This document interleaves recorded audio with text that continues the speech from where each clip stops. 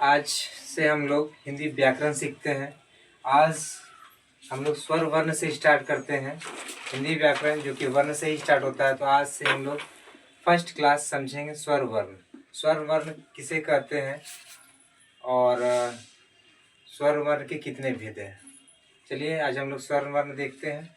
स्वर वर्ण मतलब जो वर्ण बिना किसी सहायता के बोला जाए, मतलब हम इसमें किसी भी अक्षर का मदद नहीं लेते हैं और इसको हम बोलते हैं। जैसे में अ से अ तक, ओ आ सही दीर्घ, इसमें हम किसी भी अक्षर का मदद नहीं ले रहे हैं, तो ये वर्ण स्वर वर्ण कहलाता है। उसके बाद स्वर वर्ण के भेद। तो स्वर वर्ण के जो भेद हैं ये उच्चारण की दृष्टि से ये तीन होते हैं: ह्रस्व स्वर, दीर्घ स्वर, प्लुत स्वर।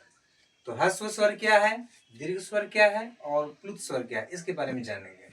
तो ह्रस्व स्वर वो स्वर जिसके उच्चारण में एक मात्रा का समय लगता है, जिसको हम बोलेंगे तो एक मात्रा का समय लगेगा। तो जैसे में ओ एक मात्रा, हर्षई एक मात्रा, हर्षौ एक मात्रा, री, तो ये सब हो गए ह्रस्व स्वर। दीर्घ स्वर जिसके उच्चारण में दो मात्रा का समय लगेगा, इसमें दो मात्रा होगा, तो ये हो जाएगा आपका दीर्घ स्वर। तो जिसके उच्चारण में दो मात्रा का समय लगता है, जैसे में आ, ओ और आ, हर्षहि, ए, ओ, तो इस समय क्या है, दो मात्रा का समय लगता है। उसके बाद है तीसरा प्लुत स्वर।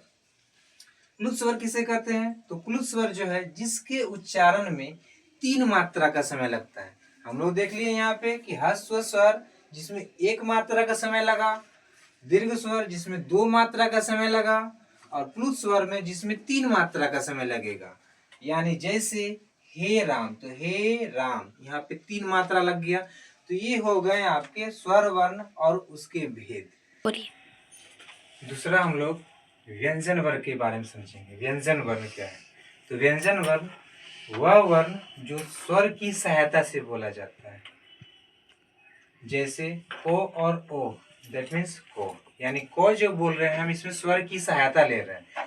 स्वर वर्ण जो बिना किसी की सहायता से बोला जाता है, और व्यंजन वर्ण ये स्वर वर्ण की सहायता लेता है। जैसा कि दोस्तों हम देख रहे हैं कि को, जिसमें कि हम ओ भी बोल रहे हैं, तो हम इसमें स्वर की सहायता लिए, तो मेरा ये व्यंजन वर्ण।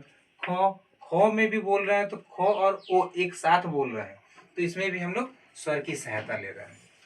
दैट मीन्स गो, आगे जहां तक आपका चल जाए, दैट इज आदि।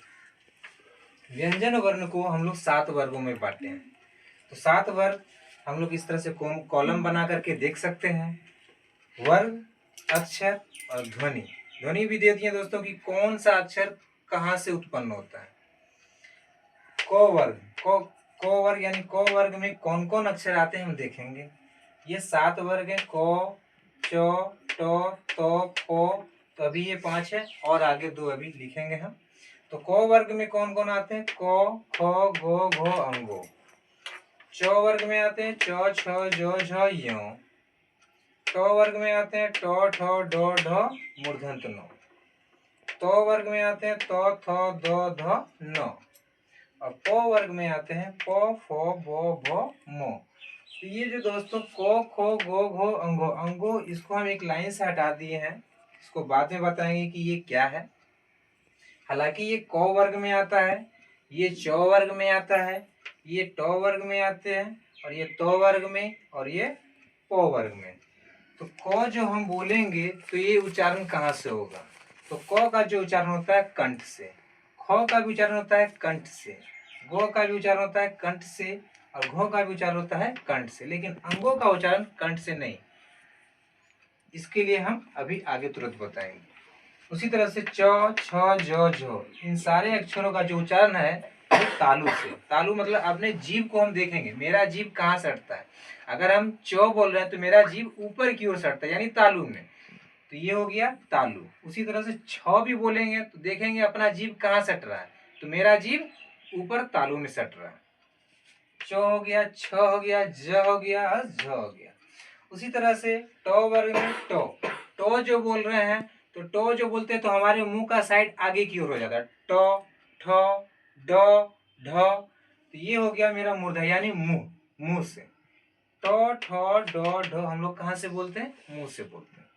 उसके बाद तो थ दो धो ये सब हम लोग बोलते हैं दांत। दंत, दंत मतलब दांत। यानी अगर हम देखें हमारा जीभ कहाँ स्पर्श करता है, जैसे तो बोलते हैं तो जैसे हम तो बोलते हैं तो हमारा जीभ दांत को स्पर्श करता है।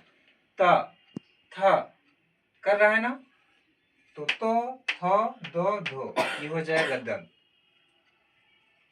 ओ वर्ग, ओ जो बोल रहे हैं पो फो बो भो, तो ये दोस्तों ओष्ठ, ओष्ठ मतलब ओठ से बोलते हैं। जैसे पो बोलेंगे तो हमारा दोनों ओठ सटेगा, पो फो बो सट रहा है ना।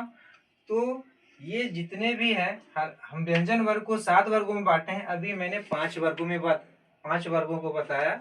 अंगो यो मूर्धन्य नो नो ये अनुनासिक है, ये सब नाक से बोला जाता है। तो इसके बारे में हम अभी आगे चर्चा कर रहे हैं। तो छठा वर्ग हम लोग देखेंगे अंतस्थ वर्ण। अंतस्थ मतलब जो हम ऐसा अक्षर जो हम अंदर से बोलते हैं, तो अंदर से यानी य यानी अंदर से आवाज आता है।